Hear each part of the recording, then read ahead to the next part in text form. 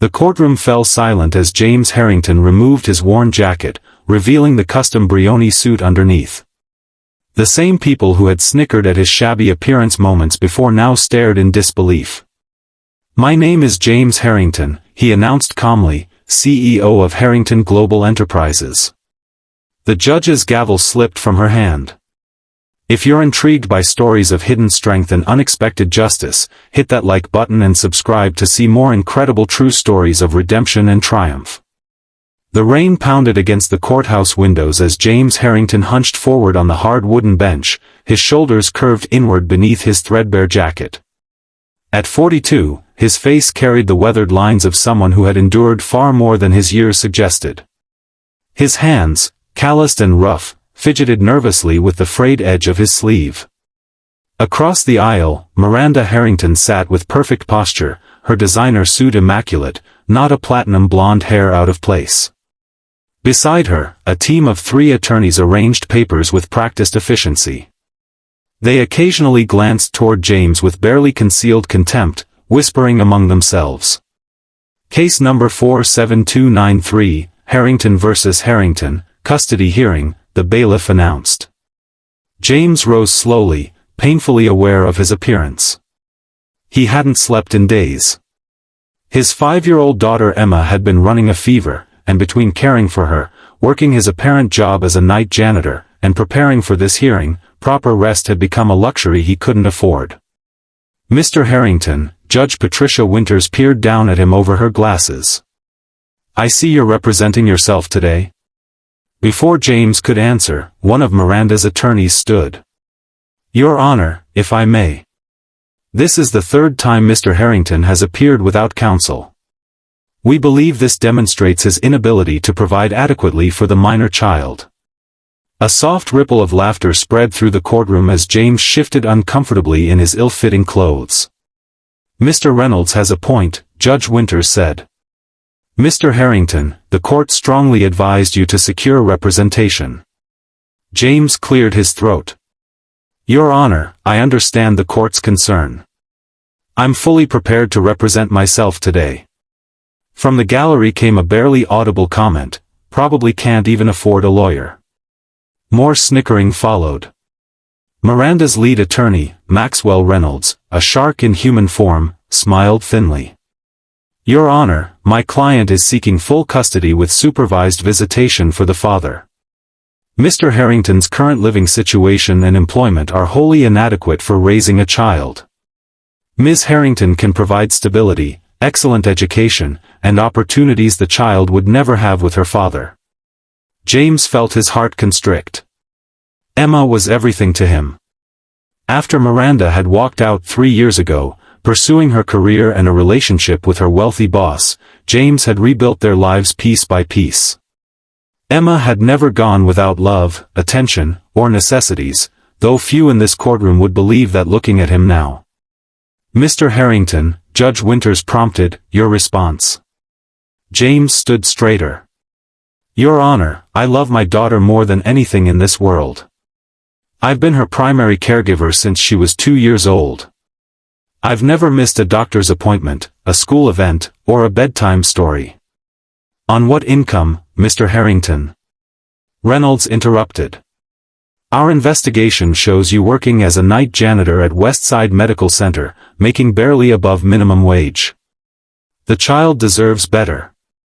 More laughter rippled through the courtroom. James noticed even the court reporter hiding a smile. Furthermore, Reynolds continued, displaying photographs, "These show the apartment where Mr. Harrington and the child reside. A 1-bedroom in a questionable neighborhood. Meanwhile, my client can provide a 5-bedroom home in Lakeside Estates with a dedicated playroom, private yard, and proximity to the city's top-rated schools." The judge examined the photos with a frown. "Mr. Harrington, these living conditions are concerning." James felt something shift inside him. For 3 years, he had maintained his secret, living modestly, working a cover job, all to protect Emma from the chaos that had followed his last venture. But now, with everything at stake, the time for secrets had passed. "Your Honor, may I approach?" James asked quietly. The judge nodded, and James walked forward, removing a folder from his worn backpack. Before these proceedings continue, I'd like to submit these documents for the court's consideration. As the judge reviewed the papers, her expression transformed from dismissive to confused to utterly astonished. "Mr. Harrington," she said slowly, "are these documents authentic?" "Yes, Your Honor." "Every one." "Mr. Reynolds," the judge called, "you and your client should review these immediately."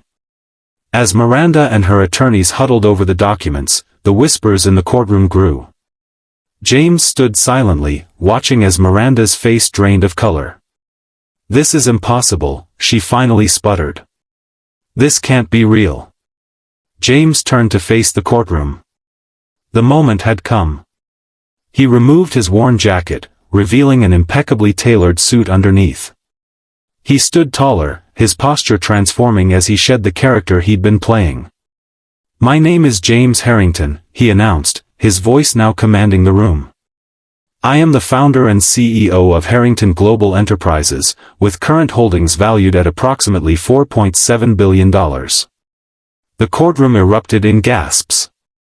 The same people who had been laughing minutes before now sat in stunned silence. 3 years ago, after my last company went public, I became the target of numerous threats.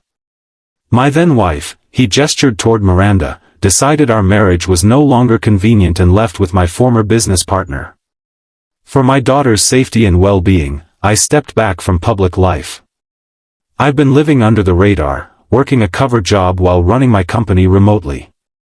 He turned back to the judge.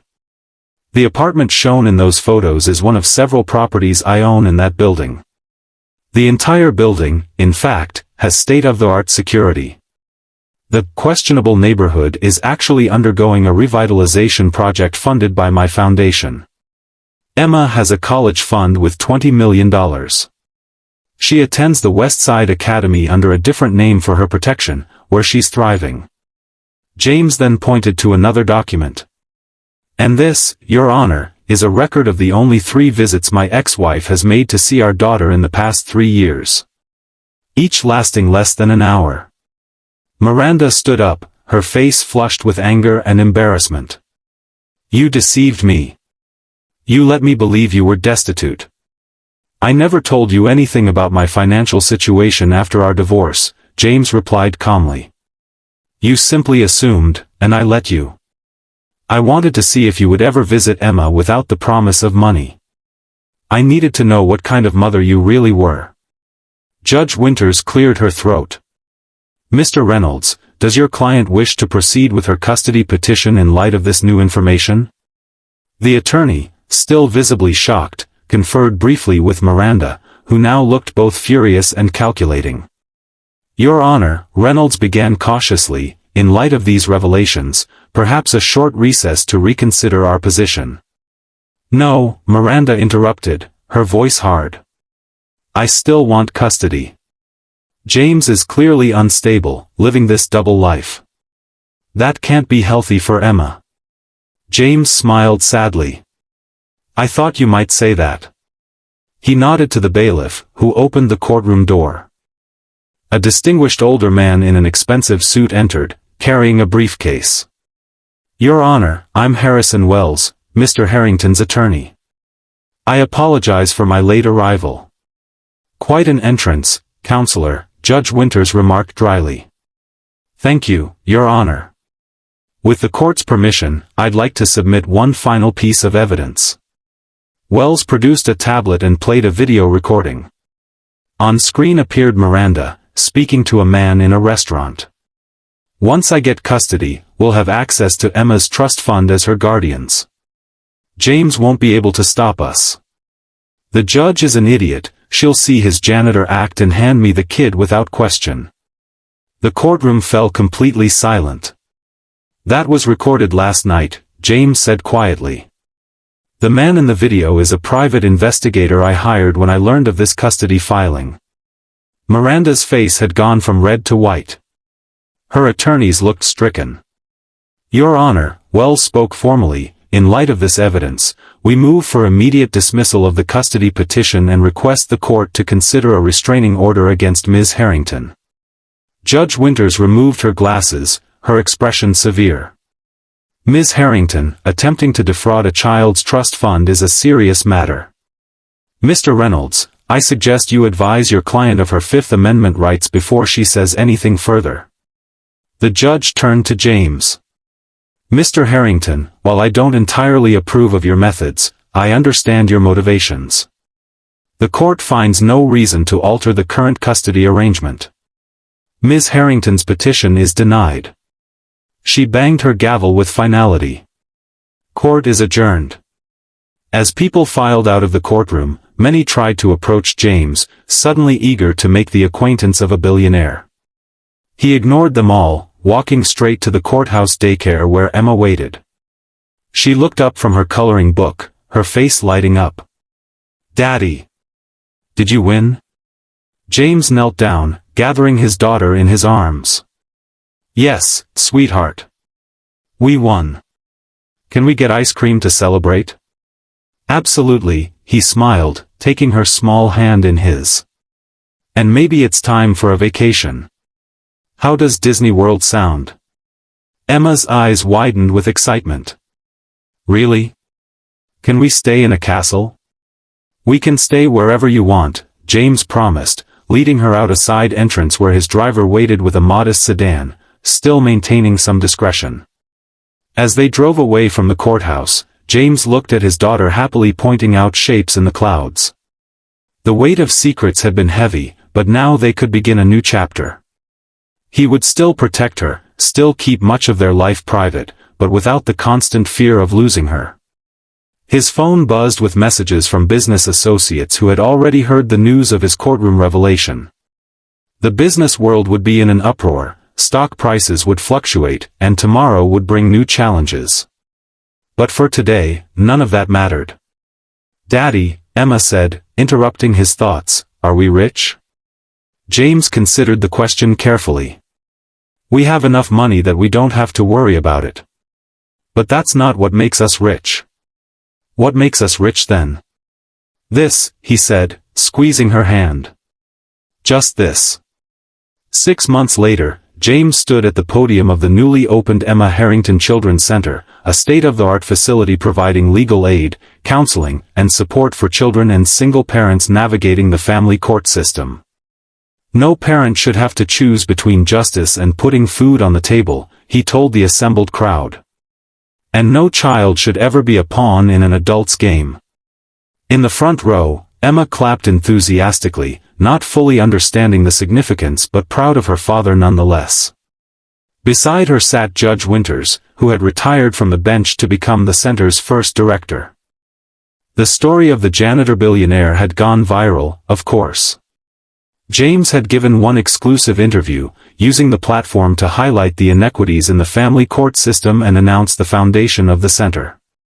Miranda had moved abroad after several financial institutions began investigating her for attempted fraud. The scandal had cost her both her relationship and her career. As for James, he had finally stepped fully into his role as CEO again, but on his own terms. Harrington Global now had the most comprehensive parental leave and childcare policies in the industry. Every meeting ended by 3 p.m. so he could pick Emma up from school himself. "The greatest investment I've ever made wasn't in technology or real estate," James concluded his speech. "It was the time I spent being just a dad. Thank you." As the applause washed over him, James knew that the courtroom revelation had changed everything, but not what mattered most. He was still, first and foremost, Emma's father. That was worth more than all his billions. And as he stepped down from the podium to hug his daughter, he knew he had finally found the perfect balance between the man he needed to be in the world and the father he wanted to be at home. Sometimes justice comes in unexpected ways. Sometimes the greatest strength lies in what others perceive as weakness. And sometimes, the richest people are those who know exactly what their true wealth is.